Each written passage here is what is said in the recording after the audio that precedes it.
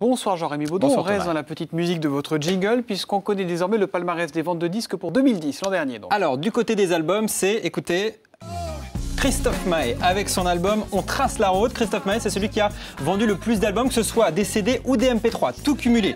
Suivi aux côtés des albums des Prêtres et des Enfoirés, évidemment aucun lien.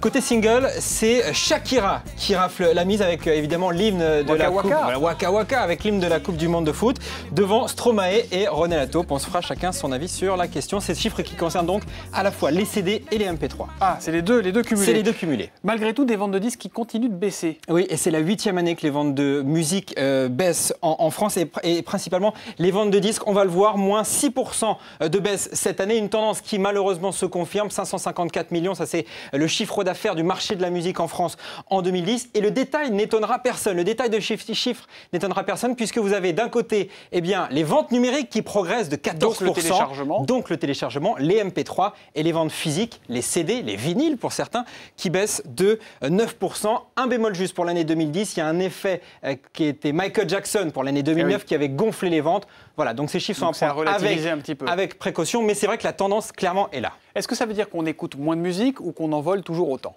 On écoute différemment. Par exemple, il y a de moins en moins de gens qui achètent des sonneries de téléphone portable. Ça, c'est plutôt bien pour nos oreilles. La vraie nouveauté, c'est la musique à la demande, ce qu'on appelle le streaming. Le streaming qui se développe. Les abonnements payants particulièrement, plus 60% cette année. Regardez, le gratuit, plus 8%, mais vraiment, c'est l'explosion du côté des abonnements payants. Alors, il faut quand même savoir que ça ne représente que 2% du chiffre d'affaires du marché de la musique, donc c'est vraiment rien.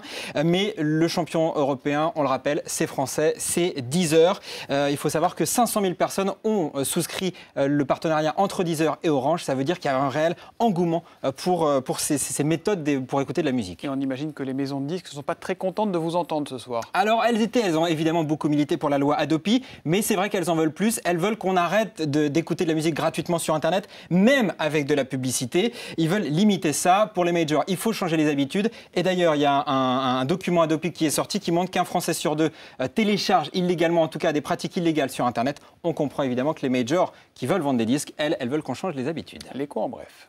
On parle du cacao au plus haut depuis 2008. La tonne a pris 7% aujourd'hui à Londres. C'est la conséquence de l'arrêt des exportations de la Côte d'Ivoire. Il faut savoir que la Côte d'Ivoire, c'est le premier exportateur de cacao. Et au Côte d'Ivoire, il y a un boycott qui a été demandé par Alassane Ouattara. Il s'agit pour le président élu d'étrangler financièrement Laurent Gbagbo pour qu'il lui cède le pouvoir. Mais attention, cette hausse ne devrait pas durer trop longtemps selon les spécialistes. Toyota reste le premier constructeur mondial. Le groupe japonais a vendu plus de 8,5 millions de véhicules l'an dernier. Première place légèrement devant General Motors. Toyota qui n'a donc pas été pénalisé par le fiasco des rappels massifs, on s'en souvient, au début de l'année 2010.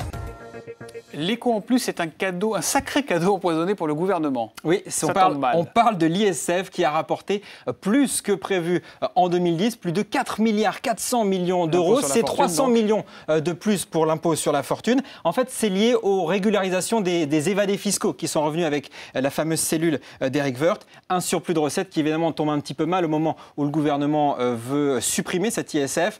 À Bercy, on dit que cela ne change rien et que la réforme passera, ou en tout cas sera proposée au printemps. Et voilà que tout ça, ça ne change rien. On verra. La cellule d'Eric Woerth, c'est bien la cellule fiscale. Voilà, pour les gens qui étaient évadés fiscaux et qui sont revenus. Petit coup d'œil sur les marchés financiers avec vous, Jean-Rémy Baudon. La bourse de Paris pour commencer. Et l'on constate qu'on a fini, elle a disparu. Non, en très légère progression, plus 0,4%. Voilà. Et puis ça se passe bien également à New York avec le Dow Jones, plus 0,81%. C'est pas mal tout ça. C'est pas mal, plus 0,4%. La journée a été plutôt mitigée à Paris. Et c'est vrai qu'on a connu une fin de journée en hausse. On rappelle qu'on a eu 3 semaines de hausse là, sur les 3 dernières semaines depuis le début de l'année. Donc c'est vrai que les marchés sont quand même plutôt enthousiastes avec de bons résultats aux États-Unis. C'est peut-être pour ça que Sabrina Cogliodi nous a posé un lapin ce soir. Merci beaucoup, Jean-Rémy.